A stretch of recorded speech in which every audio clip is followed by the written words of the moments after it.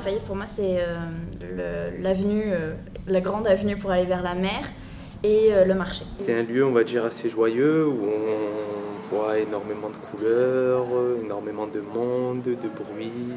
Pour moi, c'est le marché. Donc ça bouge, c'est vivant. Alors le cours Lafayette, c'est le marché, bien sûr, mais ça m'évoque aussi toujours le petit cours Lafayette, bizarrement. Et puis la vue sur le port, cette grande rue qui descend et qui tombe dans la mer, je trouve ça assez magnifique. Quand j'y allais même pour vendre de l'artisanat, mais chaque fois c'était un sketch avec les clients. On restait, j'ai gardé de bons amis qui au départ étaient des clients et ce rapport existe encore. Quand on est avec les commerçants, on établit un bon rapport. Il y a le folklore déjà, il y a les prix, il y a l'accueil.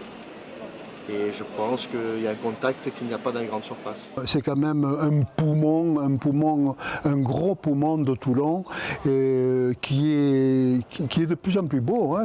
Je trouve qu'il est, surtout ces dernières années, qui s'est embelli. Le cœur de ville de Toulon, c'est quand même le marché.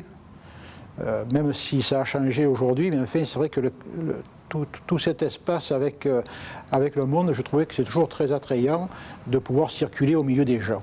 Pour moi, c'est vraiment le marché, c'est le côté populaire de Toulon. La vie, l'animation, les gens qui se parlent, qui communiquent, les couleurs, les odeurs. C'est toute une vie. Très colorée, la vie. Et ils ont fait une bonne réussite en modifiant ce passage, en modifiant le cours Lafayette. Moi, ça m'évoque un quartier heureux, dynamique et... La vie. La vie de quartier. Le cours de Lafayette est très pittoresque. Il y a quand même une certaine gouaille. Il y a des gens qui parlaient il y a quelques années à Provençal. Et il y a des marchandes que l'on voit même passer sur les chaînes de télévision.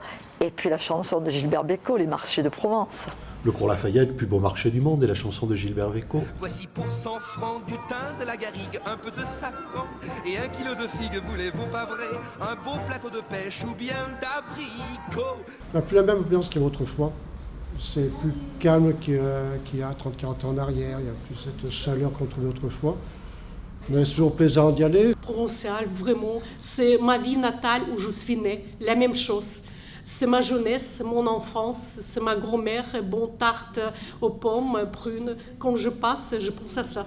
Pour moi, comme la cuisine est une activité très importante, les produits frais, le marché, c'est quelque chose sans lequel je ne peux pas vivre. Donc j'adore le cours Lafayette, je le fréquente beaucoup et c'est pour moi un des cœurs de la ville. Pour moi, le cours Lafayette, c'est le marché avec ma mère qui nous emmenait tantôt l'un, tantôt l'autre, parce qu'on était 6 enfants, donc on n'allait pas les 6 forcément.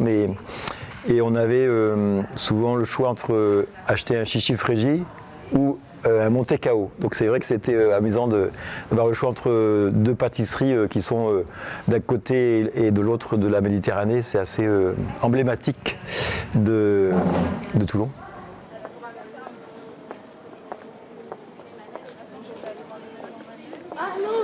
Sophie, on cherche quoi je cherchais le canon. Elle a cru que je parlais d'un mec, bon. Bon, oui, quand même un peu, je la soirée. Il faut arrêter de faire des conflits là, je me sens un peu... C'est bon hein? C'est quoi cette histoire de canon? Là, ici, là. Je sais pas, en fait, on m'a dit qu'il y avait un canon accroché, donc... Après, je sais pas qu'est-ce qu'il fout là.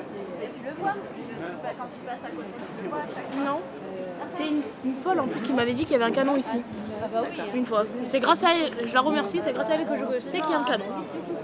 Mais après, je sais pas d'où il vient. Je sais pas qu'est-ce qu'il faut là. Et tous, on a entendu parler de cette bataille et de ce boulet. Mais j'aime bien parce que tout le monde raconte une histoire, c'est jamais la même. L'histoire, oui, on a dit que c'est plutôt une légende parce que, en fait, c'est, je ne sais plus quelle année, la guerre.